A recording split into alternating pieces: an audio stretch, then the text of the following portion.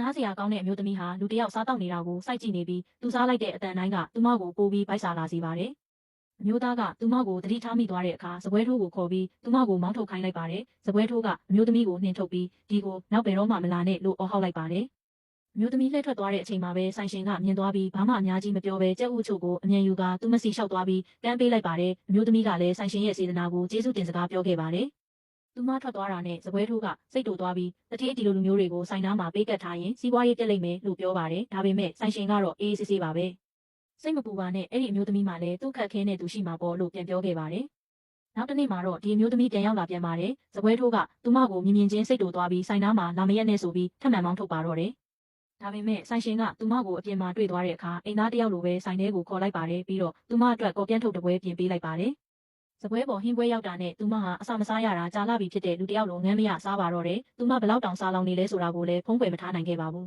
။ဆိုင်ရှင်ကခဏလောက်ငြင်းကြည့်နေပြီးနောက်ခမားမှာတခုခုခက်ခဲရှိနေလို့လားလို့နူးနူးညံ့ညံ့မေးလိုက်ပါတယ်။မျိုးသမီးကဝမ်းနေစွာနဲ့ကျမရွာကနေဆောက်လုပ်ရေးဆိုင်မှာအလုပ်လုပ်ဖို့လာတာပါဒါပေမဲ့ဒုက္ခလုံးဝမရပဲအခုတထေးကထွက်ပြေးသွားပြီလို့ဖြေပါတယ်။ဒါကိုကြားလိုက်ရတဲ့အခါဆိုင်ရှင်ဟာစိတ်မကောင်းဖြစ်သွားပြီးငွေချို့ကိုထုတ်ပေးကကျွန်တော်စီမှာအနှဲငယ်ရှိတယ်ဒါကိုယူသွားပါလို့ပြောပါတယ်။အမျိုးသမီးကချက်ချင်းကောင်းခါပြီးဒီပတ်စံကိုမယူပါရစေနဲ့ကျမကိုအခုလိုအရသာရှိတဲ့ကော်ပြန်ထုတ်တွေကျွေးတာနဲ့တင်လုံလောက်ပါပြီလို့ညင်းပါတယ်။ဒါပေမဲ့ဆိုင်ရှင်ကယူထားလိုက်ပါအကျွေးအဖြစ်သဘောထားပေါ့အလို့ရင်ရှာပါပတ်စံရလာမှပြန်ဆက်ပေါ့လို့ဖြောင်းဖြပါတယ်။အမျိုးသမီးကဒါပေမဲ့ရှင့်နာမည်တောင်ကျမမသိဘူးလို့မေးတဲ့အခါဆိုင်ရှင်ကလူတိုင်းကကျွန်တော်ကိုရှောင်ကျစ်လို့ပဲခေါ်ကြတယ်ခင်ဗျားလည်းရှောင်ကျစ်လို့ပဲခေါ်နိုင်ပါတယ်လို့ပြုံးပြီးပြန်ဖြေပါတယ်။ဒါကိုကြားတော့အမျိုးသမီးကမျက်ရည်တွေနဲ့ခေါင်းညိတ်ပြီးတနေ့မှကျင်းတည်ပြန်ဆက်ပါမယ်လို့ကတိပေးခဲ့ပါတယ်။ဒါပေမဲ့နောက်ရက်ကစပြီးအမျိုးသမီးဟာပေါ်မလာတော့ပါဘူး။အချိန်တွေကြာလာတာနဲ့အမျှဆိုင်ရှင်ဟာသူမအကြောင်းကိုတွေးမိနေပြီးလူတစ်ယောက်ကိုဆုံးရှုံးလိုက်ရတယ်လို့မျိုးရင်ထဲမှာတမျိုးကြီးဝမ်းနေနေမိပါတယ်။တစ်ဆက်နှစ်ကြာသွားတဲ့အခါမှာတော့အဲ့ဒီအမျိုးသမီးဟာဘဝမှာအောင်မြင်တဲ့သူတစ်ယောက်ဖြစ်နေပါပြီ။သူမပထမဆုံးလုပ်ချင်တဲ့အရာကတော့အဲ့ဒီဆိုင်ကိုပြန်သွားဖို့ပါပဲ